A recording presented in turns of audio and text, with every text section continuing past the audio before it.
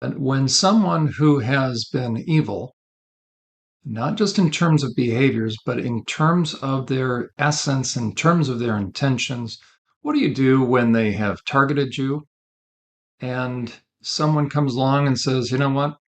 I think you just need to forgive and forget, just move on. We've been looking at that issue. We're going to continue to do a deep dive into what is forgiveness, what is it not. And as Jesus laid out in what's called the Sermon on the Mount, when are we blessed? When are we going to find that his favor is upon us?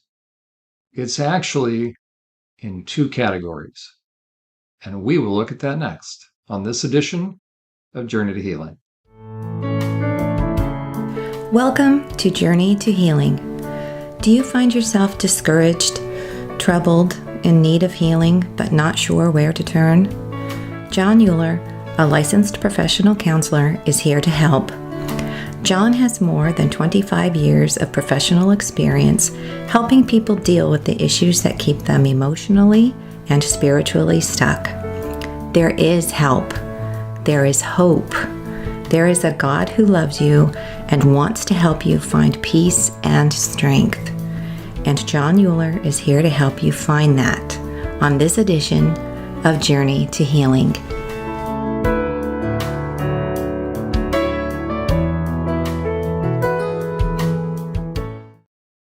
Welcome back, everyone. My name is Jon Uhler. This is Journey to Healing. We're here every Friday night, 8 to 9 p.m. Eastern Standard Time. And we are looking at some of the most important topics that are involved in helping someone on to their journey to healing. We are doing a deep dive, not just into boundaries, but the issue of forgiveness. I recommend you go to SurvivorSupport.net under the podcast tab to bring yourself up to speed.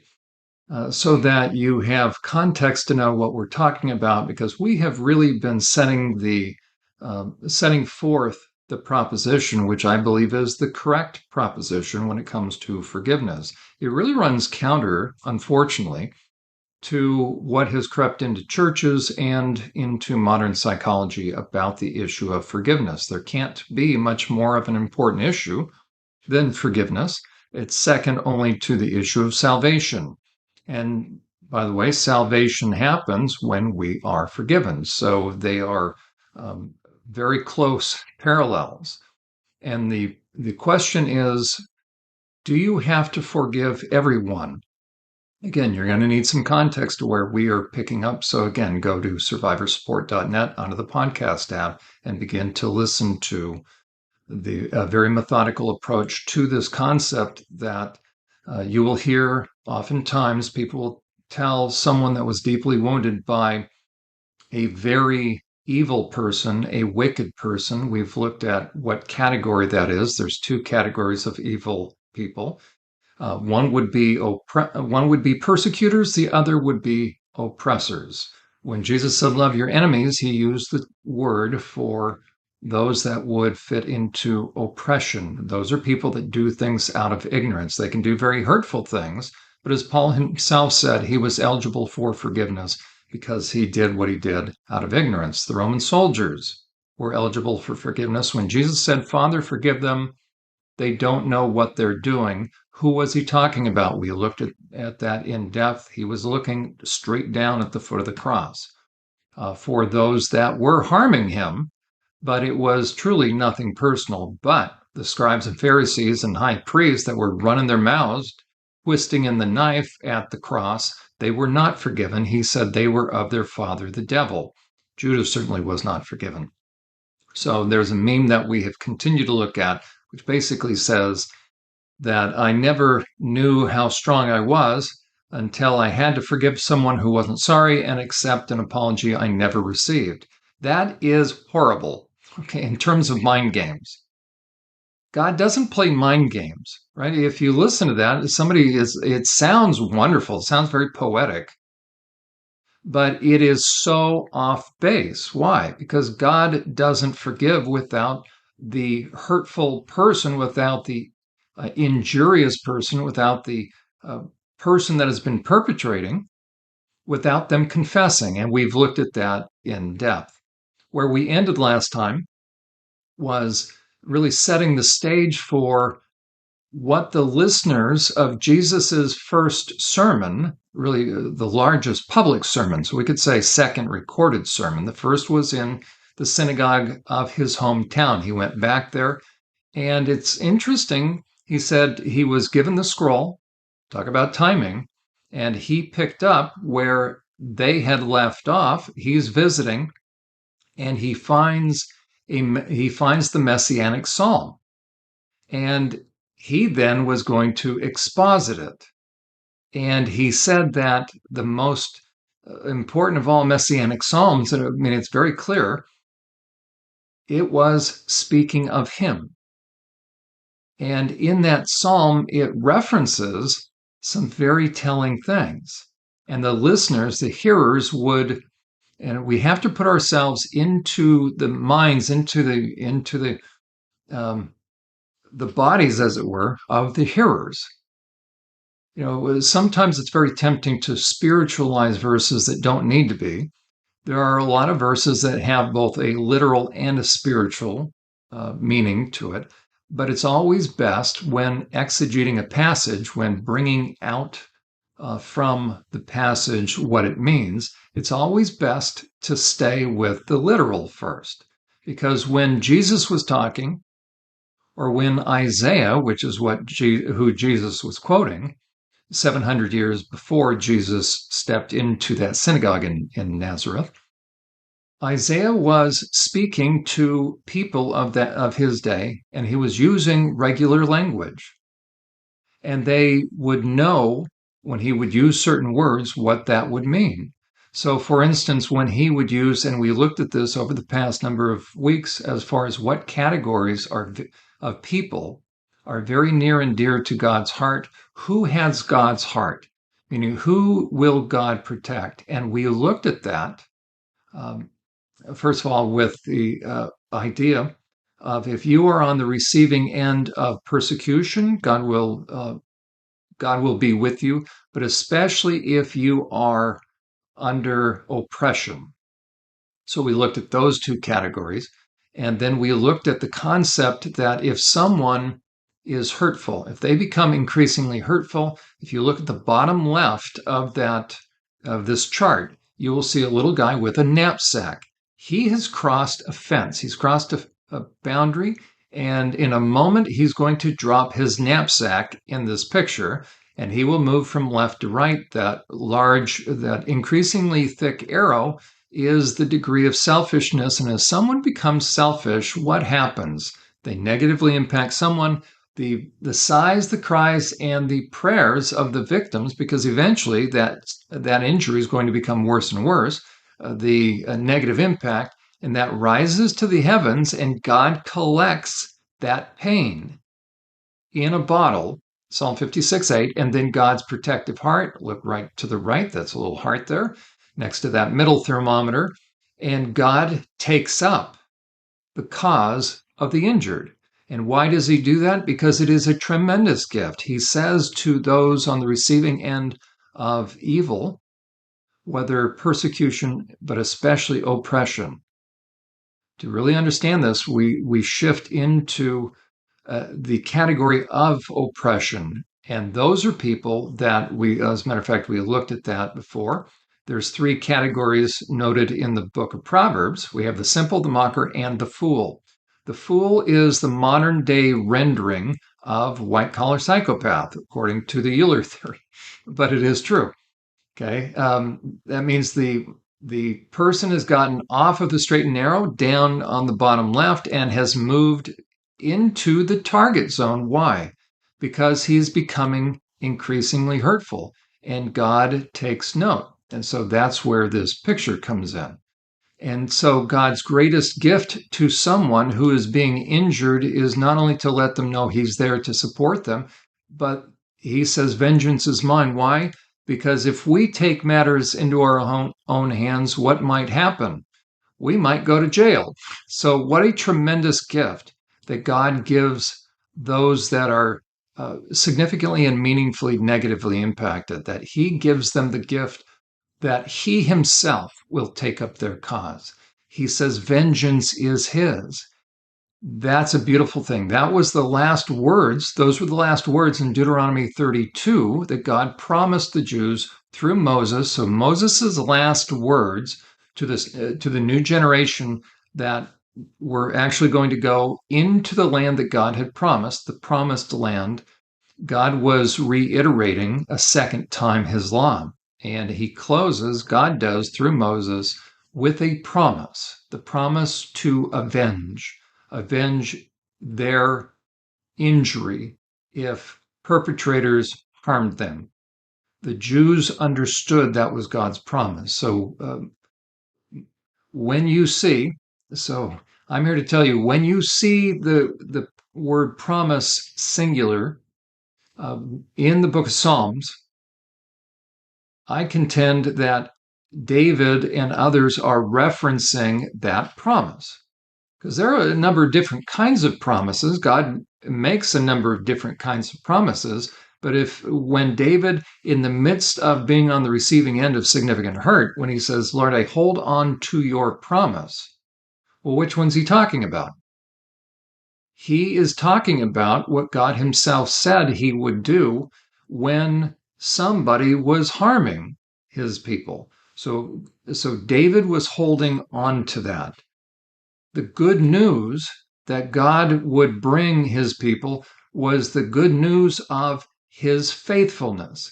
And whenever you see in the book of Psalms the term his faithfulness and loving kindness, you're going to find that almost exclusively those fall into imprecatory prayers or fall within an imprecatory prayer. What's an imprecatory prayer? We've looked at that in the past. That is simply a prayer that says, God, you know what they're doing. Get them on my behalf. Why? Because God made a promise. That is his loving kindness. He will actually show us that he will intervene on our behalf.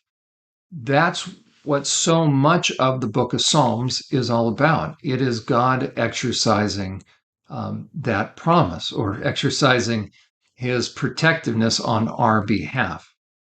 So the Jews knew that God was a protective God, and God then revealed something about himself. Because when someone is going through significant pain, and this is really a recap to bring us up to when Jesus stepped onto the scene, a lot of people were being oppressed. Israel was being oppressed by the Romans. Israel was being humiliated. We looked at different categories of oppression. Humiliation is a category of oppression. The Jews were being oppressed by the religious leaders. They were being taken advantage of. They were being exploited. They weren't being helped. We've talked in the past what are the different ways you can oppress someone? You place something on someone that they don't deserve. How about condemnation? How about criticism? We looked at a lot of that. How many times can somebody oppress someone verbally? A lot. We talked about slander. Or you withhold from someone what they do deserve. And God has indicated that to those that are poor, and so we camped on that category for a while, the word poor to the listeners of that day, to the people of that day, would reflect somebody that was not poor because of poor financial management, but because of oppression. That they had been driven from their home, they had been exploited, they had been taken advantage of to the point that they probably have lost their home. What does that make them? And especially if they were being driven out of the area, right? Because an evil person, a pig, a dog, a fool, but even more than that, a reprobate, white collar psychopath, we've talked about that in the past. As a matter of fact, let me bring up a chart that we use all the time, which is this. So somebody in the pig zone, right, is more than just selfish. This is somebody who is progressively becoming an oppressor. And that's really, I should call it the oppression zone. Okay, so what will that person do? They will begin to target someone. They'll begin to target those they can exploit, and then they will target those that will intervene on behalf of those being exploited. Oftentimes, though, our timing is not God's timing. And the question is, where is God when evil is happening? The good news is it's twofold. One, God is not indifferent. Near the end of the book of Isaiah, God talks about how he was moved with compassion. He felt the pain of his people that were on the receiving end of injustice, even though in that case, they brought it on themselves, meaning they brought pain on themselves, but the Babylonians then doubled down on it. But he still felt what his people were going through. God is not detached. We have to risk believing that even when nothing is happening, something is happening. But as you read the book of Psalms, many of David's Psalms will start with, in essence, Lord, where are you? Do you see? Do you know? And that is the silence. It is the dark night of the soul. It is the valley of the shadow of death. That is when Satan will come along with doubt and discouragement and begin to ask, hey, what's up with this?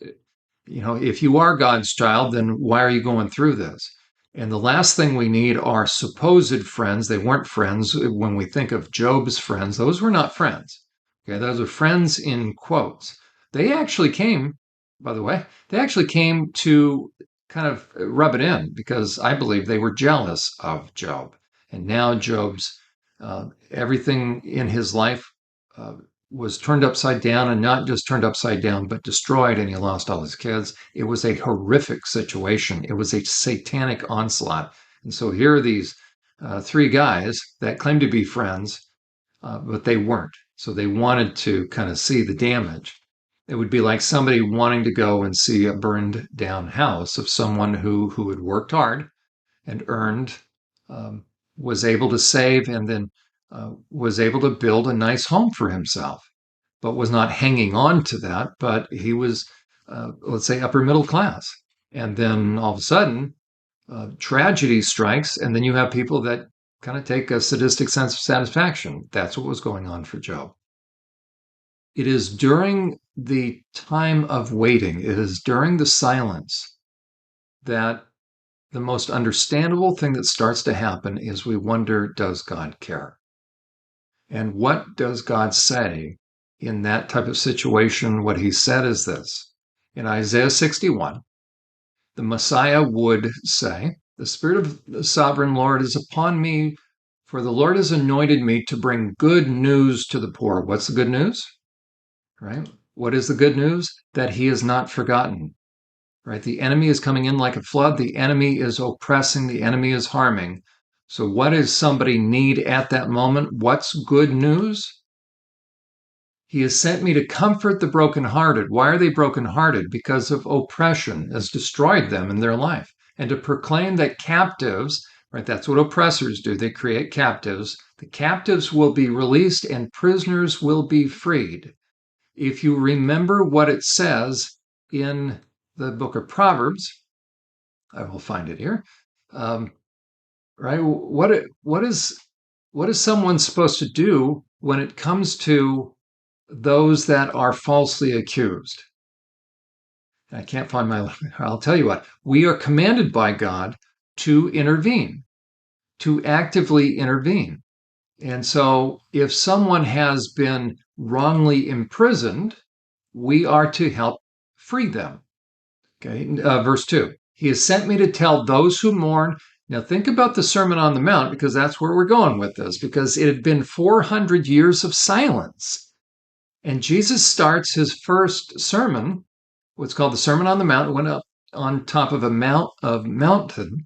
Easy for me to say. He went up on top of a mountain, and think about the order in which he says it. Blessed are the poor. So you see, bring good news to the poor. Now we're going to go to verse 2. He has sent me to tell those who mourn that the time of the Lord's favor has come, and with it, here it is, the day of God's what? Anger against their enemies. God takes note. To all who mourn in Israel, he will give a crown of beauty for ashes. Why are they in ashes? Because of oppression has destroyed them. A joyous blessing instead of mourning. If your life has been destroyed, you are in mourning. And then what do you feel if you're in mourning? You feel despair. But God will bring festive praise instead of despair. And in their righteousness, meaning he will take up their cause, they will be like great oaks that the Lord has planted for his own glory. There's nothing as satisfying as when the Lord proves you right, when you are in the right. That is something that has staying power. That's the hope, right? That was the hope of Israel. Now, spiritually, of course, we understand that. But think about how the hearers would hear when Jesus began to speak. That's a little bit small, but this is Matthew chapter 5. Get close. It says, God blesses those. So Jesus is starting his public ministry with this sermon. Or really, he started his ministry already, but now this is going to be his first sermon. So God blesses those who are poor and realize their need of him. But it's actually, that was sort of bad. It said, blessed are the poor. Okay, for the kingdom of God is theirs. God blesses those who mourn, for they will be comforted. God blesses those who are humble, for they will inherit the whole earth. God blesses those who hunger and thirst after righteousness. Now, my contention is this. He is speaking to separate populations. He's now going to speak to those who are righteous. What do righteous people do? Well, righteous people, first of all, are growing. What is someone who is growing in spiritual maturity, who is becoming righteous? What does someone look like in terms of the stages of growth? We've looked at this chart before, but I want to show this to you again.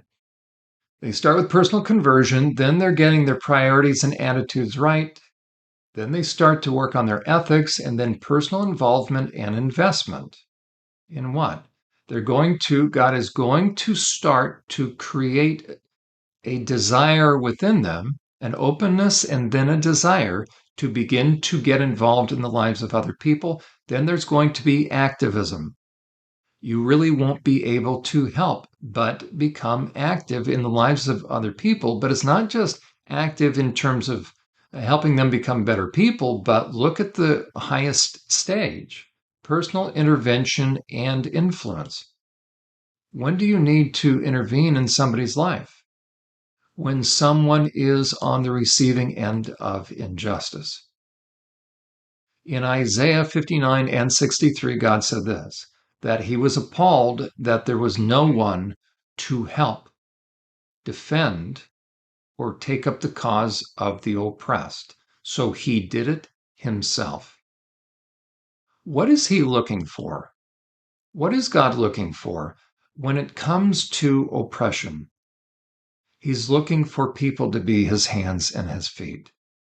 In the Sermon on the Mount, in Matthew 5, he first brings good news to those that are crying out in their heart of hearts, God, where are you? Do you see? Do you care? Do you know?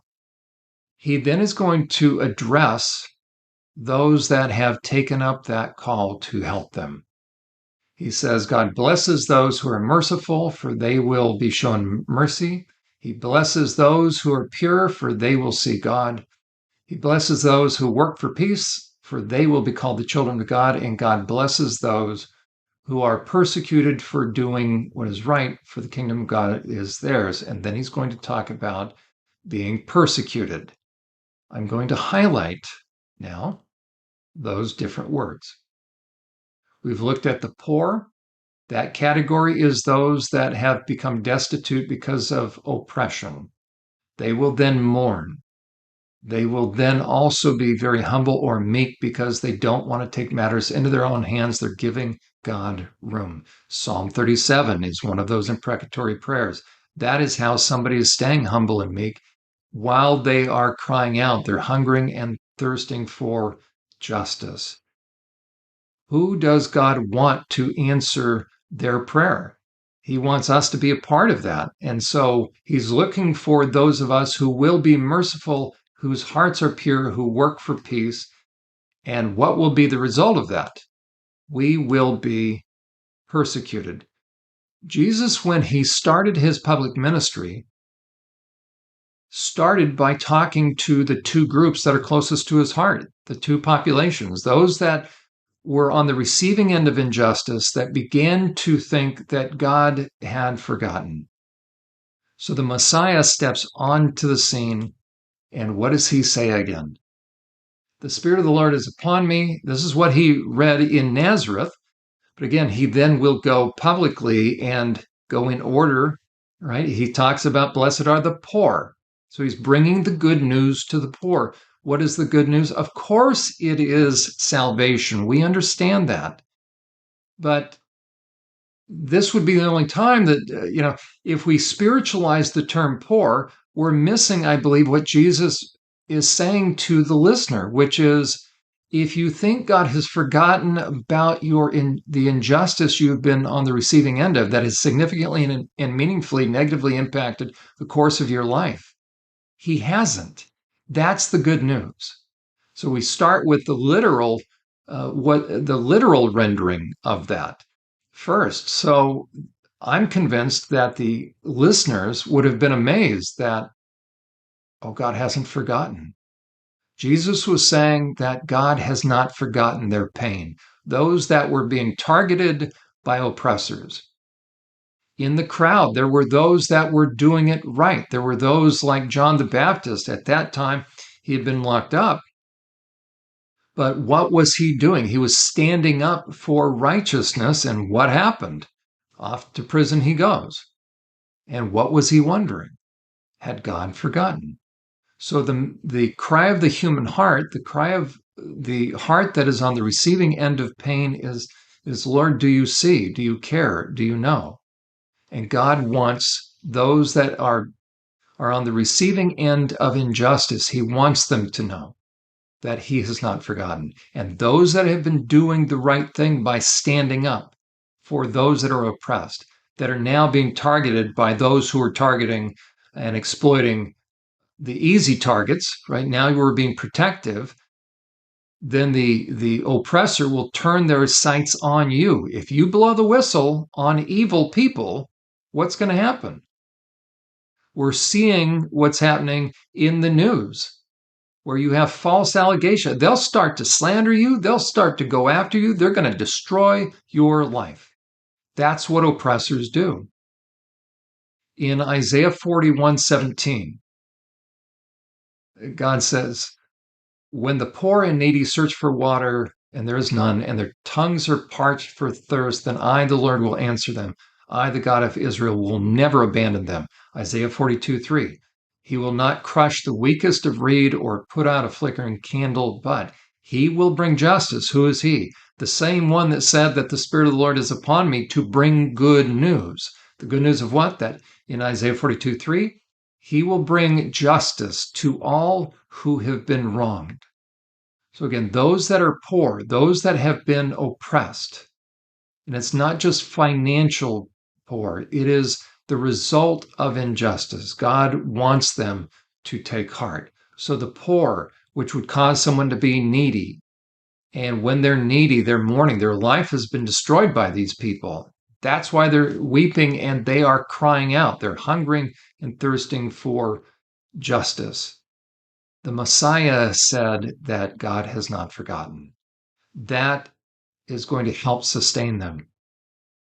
But for those that were willing to do the right thing and stepping up, Jesus has very important words. So the two categories of those that will be on the receiving end of oppressors, of evil, will be those that are minding their own business and doing the right thing. And suddenly they are being exploited.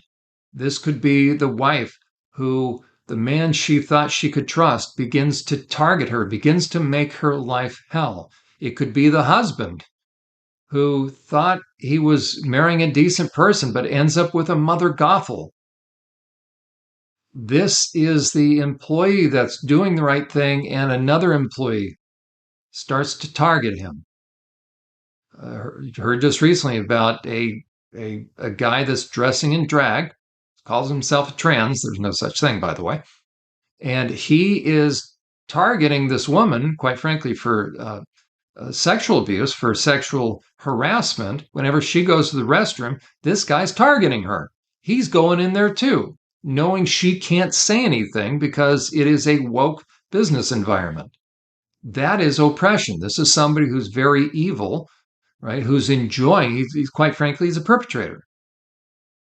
That may be an extreme example, but it's happening a lot. How about when a guy now dresses in drag and goes on a woman's sports team? The reason he's doing that is to access the locker room, by the way. But he's denying women of their hard earned ribbons and medals. What kind of person is that? That is what the Bible calls an oppressor. He is perpetrating evil. What do you do when you are on the receiving end of that? You trust that the Lord has not forgotten, that He will take up your cause, He will empower you, and He will call others to come alongside you and to step up. You can trust that.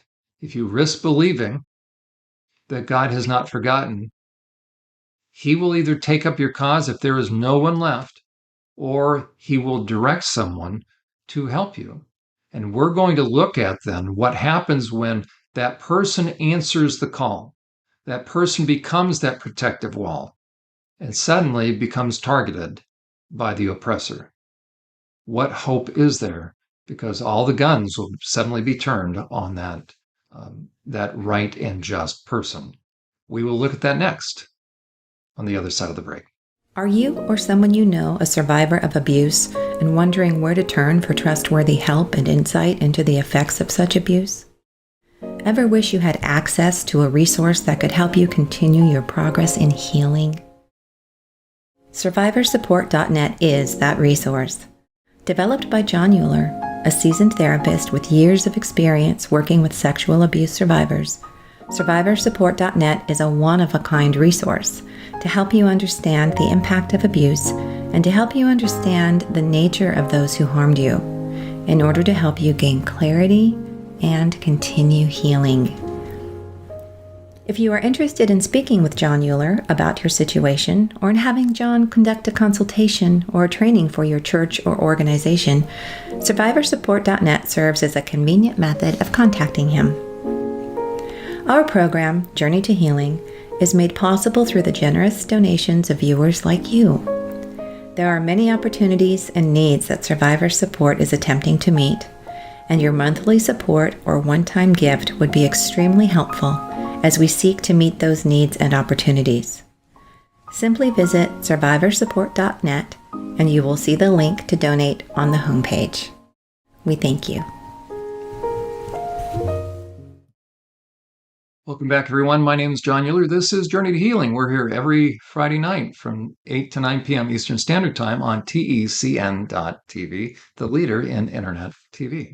We're picking up where we left off. We're looking at the two categories of people who have God's heart in a very special way. We've looked at who gets targeted, right? We've looked at that for the past number of weeks, and the people that get targeted are those that are perpetrating harm. So those would be the people that our little guy there, bottom left, hops the fence because of selfishness. That means he's crossing boundaries and he is moving into the target zone. What target zone? God's targeted heart on behalf of those that are being harmed. The categories out of the book of Proverbs, we have subcategories. When somebody moves from the simple into the mocker and eventually the fool is an old-fashioned term. It's a biblical term. It's 3,000 years old. I contend it is the same term now as the modern psychology term, white-collar psychopath. That person is beyond hope, right? The fool has said in his heart, there is no God. Once you say that, you've lost all fear. You do not believe you're ever going to be held accountable. Therefore, you have no remorse, you have no empathy, and you think it's stupid to ever want to be any other way than what you are, and you're going to double down on it. And that's why Proverbs chapter 1 through the end of the chapter talks about how they love what is evil and they hate what is good. That's what happens with a psychopath. they end up with a visceral disdain for anything good. And that's why they will be driven to destroy things, because they have harmonized with a very dark spirit. We looked at what happens when those psychopaths target people. That is not persecution, that is oppression. And an oppressor will go after somebody and destroy them and will ruin their lives, and therefore the people that are significantly and negatively impacted, those fall into the category of the poor, because they will destroy you, they will bankrupt you, they will exploit you, first of all, and they will take you for all you're worth. Jesus, when he gave his first sermon, he started to speak to those individuals first that were on the receiving end of oppressors. That is different than persecution. Persecutors, we looked at that in the past. I recommend go to SurvivorSupport.net under the podcast tab and review all the programs in this series to understand the difference. God then has called people, he calls godly people to defend the rights of the poor. Well, if they were poor because of financial mismanagement, they don't have any rights. But the rights that they have are not because of financial mismanagement, it's because their rights are being overrun by evil individuals. And so God expects us to step up on behalf of those that are being harmed. We looked at in Psalm 107 the categories that can bring harm into somebody's life, but it starts with, well, let's see the first category. Verse 1, give thanks to the Lord, for he is good. His faithful love endures forever. I recommend, again, whenever you see the word faithful love, his faithfulness and loving kindness, that has to do with his protective nature that will strike out against injustice on behalf of those being harmed. Those are imprecatory prayers. He has the Lord redeemed you? Then speak out. Tell others that he has redeemed you from all your enemies. Those are oppressors. For he has gathered the exiles. How do you become an exile? You become an exile because you've been driven from your home. From what? Or why? Because of an oppressor. Verse 4, some wandered in the wilderness. Remember in Psalm 56:8, which we have in that chart? Well, let me bring that chart up again. We'll see the little bottle there. The word tears, he saves, he collects our tears in a bottle. That word for tears is also wanderings. When does somebody cry? When they're poor, when they have been so destroyed that they don't know what is next. So, verse 4, some wandered in the wilderness, lost and homeless. That's because of oppression. And what happens when they are poor? They are hungry and thirsty. This is not a metaphorical thing.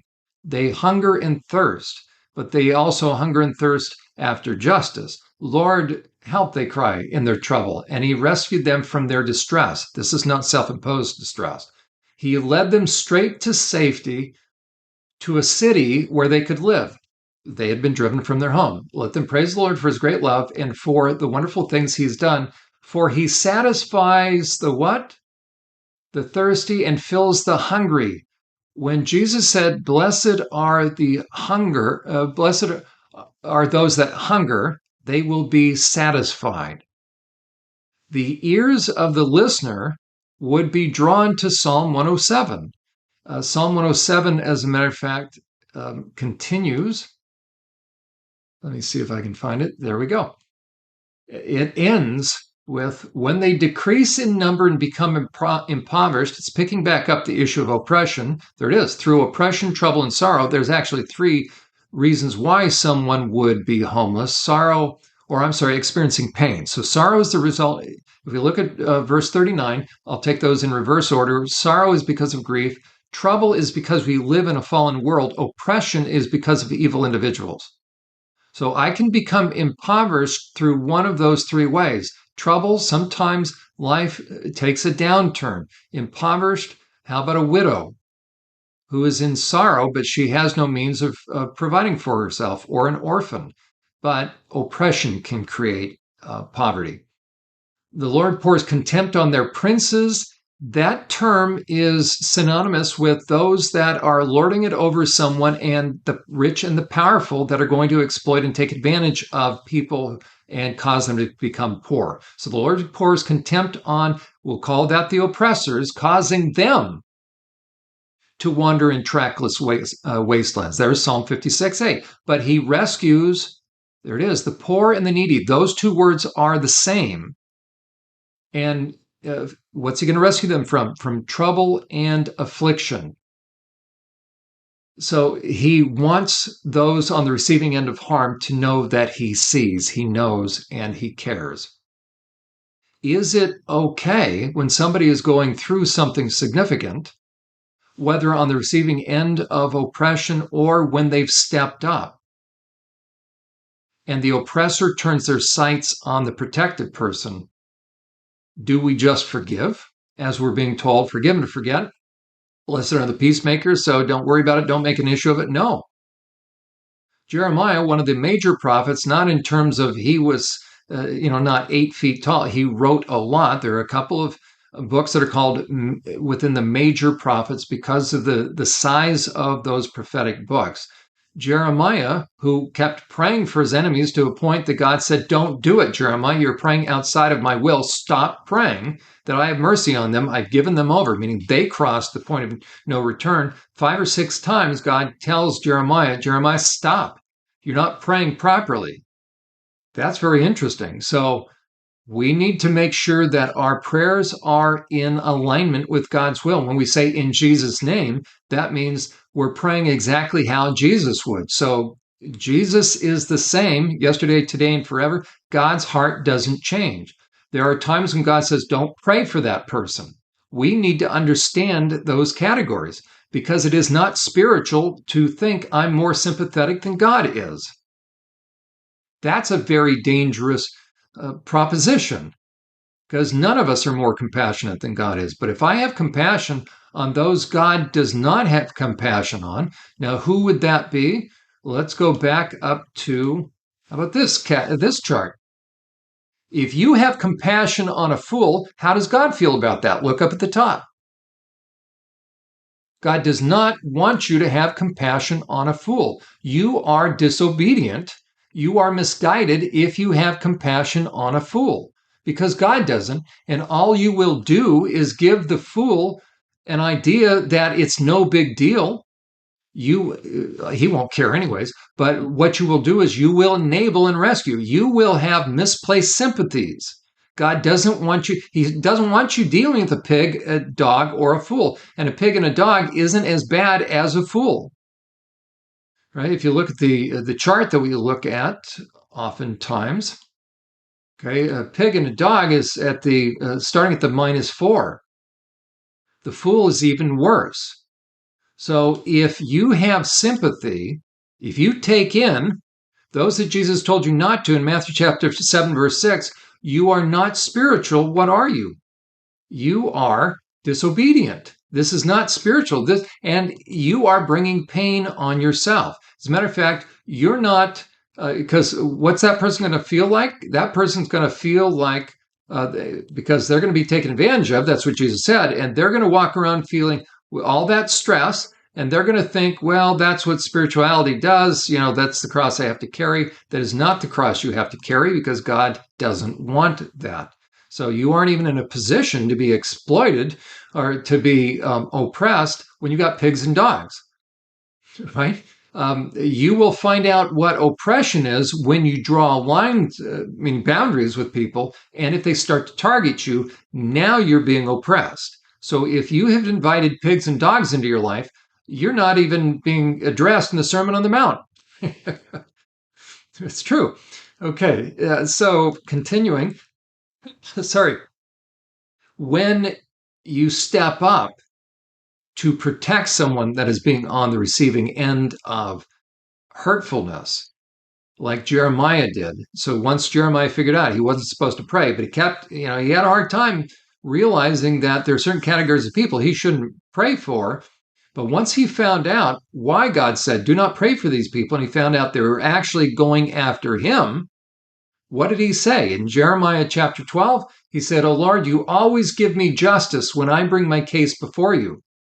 Now, I thought it was wrong to ask for justice, not with Jeremiah.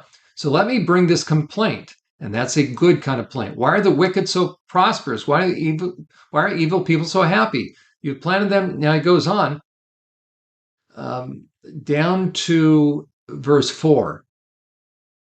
People and the land can mourn. It's interesting. That was very symbolic because the people of Jerusalem knew that God wanted to raise up Jerusalem as an example of what happens when God's blessing is on them, on a people group. And so when they would mourn over Jerusalem, they were mourning over the fact that God's name, his reputation was being slandered and disparaged. When we step up, when we protect, as Jesus turns to that second category, he's talking about those that are coming after people. And in Psalm 5, David is addressing this. He says, "My enemies cannot speak a truthful word." That's one of the keys, by the way, right there. They lie, they slander, right? Their deepest desire is to destroy others. Their talk is foul, like the stench of an open grave. Their tongues are filled with flattery. Oh God, declare them guilty. Let them be caught in their own traps, driven away. Now, notice the driven away, right? There's that wandering concept. Driven away because of their many sins, for they have rebelled against you. Go to the bottom there, verse 12. But God blesses the godly. Now, what does that remind us of when it says that God blesses the pure? When we are pure, we are most like God, when we have integrity. Psalm 112, starting at verse 4. So think about when Jesus was talking on the Sermon on the Mount. He's given hope to those that were on the receiving end of hurtfulness. But then he says what? Blessed are the merciful. By the way, that's compassionate and full of mercy. People are going to then, if you are compassionate, full of mercy, you're going to act on God's behalf. Psalm 103, verse 8. God says that, or David says that the Lord is compassionate and merciful, slow to get angry, and full of love. David was actually quoting God himself when God quoted his characteristics or described his characteristics to Moses, that he said he's compassionate and full of mercy. So when Jesus then turns to that second group that are going to step up and be protective, he says, "Blessed are the merciful." Mercy is active, it's not passive. Then he says, "Blessed are the pure." So that means I'm going to begin to get involved. What does it mean when it says, "Blessed are the pure," or "whose hearts are pure"? That word in the Greek means clean, unstained, guiltless, innocent, upright, spiritually clean, and godly. Well, what would the Jews? So Jesus said, "Blessed are the pure." They're going to think in terms of godliness. Those are synonymous. Psalm 112. Light shines in the darkness. Why would it be dark, by the way?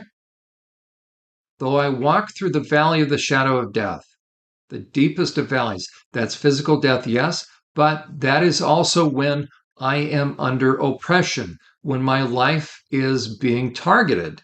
It gets very dark. I see no hope. So light shines in the darkness for the godly or the upright. Those are the same terms. They are generous and gracious. They are what? Compassionate. God blesses who? The merciful. So compassionate and merciful, and the righteous and just. All those categories are packed into that one verse. Good comes to those who, there you go. Think about blessed are the poor. And so God says good comes to those who do what? Who lend money generously. So if somebody's poor, they need our help. Such people will not be overcome by evil. What do you mean by evil people? The oppressors. Because if I'm now going to help those that the oppressors are targeting, the oppressors are going to target me. Those who are righteous will long be remembered. They don't fear bad news. They confidently trust that the Lord will care for them. Why? Because the oppressor is going to turn their sights on them. They are confident and fearless. They can face who? There you go, the oppressors, triumphantly. They share freely and give generously to those in need. That would be the poor.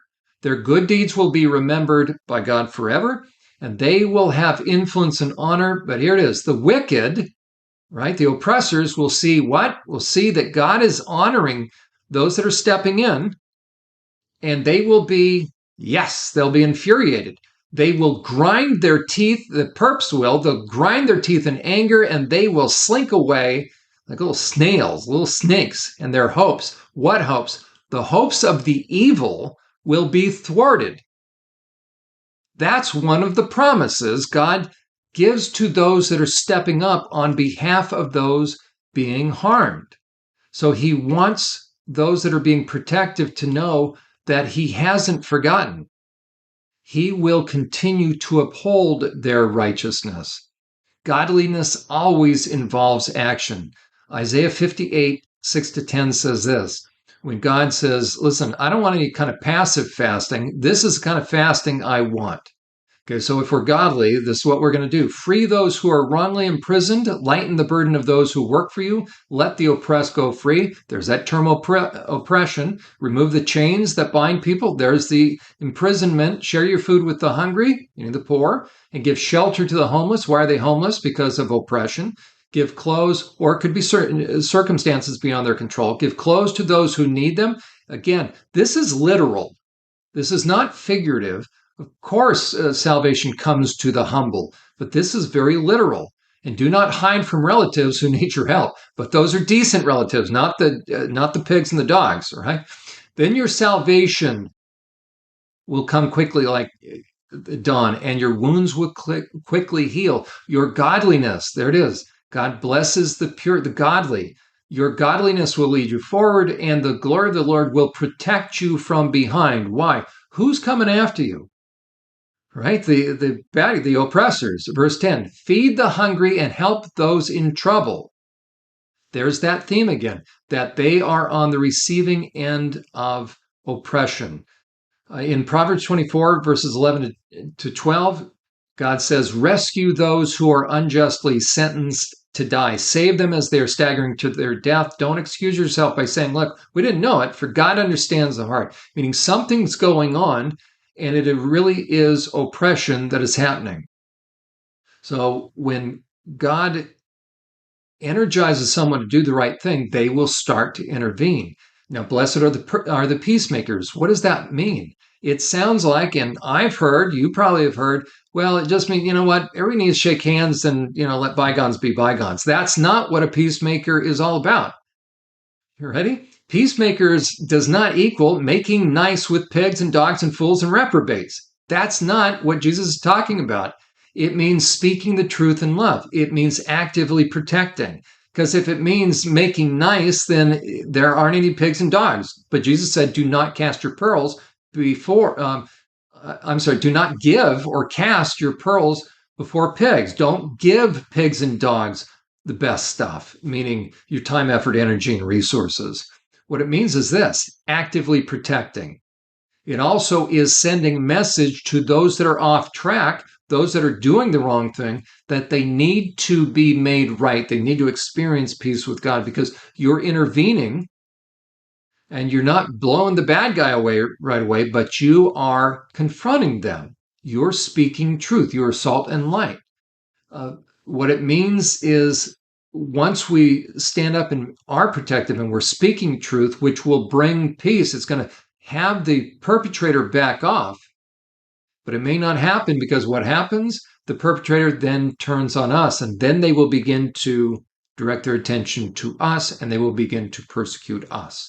And they will do whatever they can, right? So it's really setting boundaries with those being taken advantage of. That's peacemaking, right? When Jesus in John chapter 12, verses 1-7, Jesus is anointed by a woman, really Mary, and she breaks open. She was probably into prostitution, quite frankly. She has a jar of perfume. She breaks it open. she's anointing Jesus's body ahead of time for burial. Judas gets angry, saying, "Why waste such money?" So I also think that Mary was giving up a certain lifestyle. She was going to do the right thing. So I'm reading into that. And what does Jesus do? So Judas runs his mouth saying, basically, what's she doing? And it could have been, the money could have been given to the poor. Jesus replies in verse 7, "Leave her alone. She did this in preparation for my burial. You'll always have the poor among you." So he's referencing the poor, "but you'll not always have me." Isn't that interesting? He said, "Leave her alone." So being a peacemaker means bravely declaring, and this is literal, this is what the term means, bravely declaring God's terms, which makes someone whole. It's not pacifying pigs. It's not pacifying oppressors, which is even worse than a pig. It is letting them know they need to start doing the right thing, and that will bring peace. It references safety and security, promoting peace by protecting those being harmed, bringing the hurtful person back to their senses by speaking truth, by being salt and light.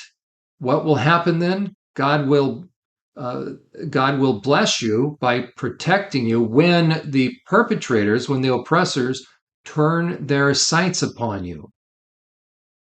What is going to happen? They're going to mean ill intent. So oppressors go after two categories. They go after those that are vulnerable, and they go after those that are being protective. When you are in either category, you will begin to wonder, where is God? But the good news is what? That God has not forgotten. The Messiah has not forgotten. He will bring justice, not just in the future, though that is also what he was trying to let the Jews that were listening to him know, that God's timing is not always our timing. Jesus got that message through to John the Baptist, but it didn't mean that he was unmoved by John's pain. And the question for those that are on the receiving end of injustice, and we are going to look at this next time, because the greatest question is, Lord, where are you? Do you see? Do you know? Do you hear? When you are on the receiving end of evil, when you are on the receiving end of injustice, it is easy to conclude that God doesn't care. It is easy to conclude that he has left us. Satan will rush right in and say, "Oh, really? So God's a God of love, huh? Where is he?" Can I trust that God has not forgotten? Can I trust that even when nothing is happening, something is happening? There are a number of examples throughout Scripture of people that had very serious questions. There's one story in the Old Testament that is very parallel to the story of Jesus. It's really an Old Testament version of Jesus, and that is the Old Testament story of Joseph, who had not done anything wrong, but was sold and was left for dead. And it went from bad to worse. What do we learn from the story of Joseph? What do we learn about his response when he encounters those that change the course of his life for worse? We will look at that next time, and it will give you great hope to know that God hasn't forgotten, and he wants you to know that your pain, your tears have never fallen on deaf ears. And we will pick up at this point next time on Journey to Healing. You've been listening to Journey to Healing, sponsored by SurvivorSupport.net. We trust you've been helped by the information our host, Jon Uhler, has shared. To donate to this ministry, schedule a personal consultation with Jon, or to arrange a professional training for your church or organization with Jon, simply visit our website.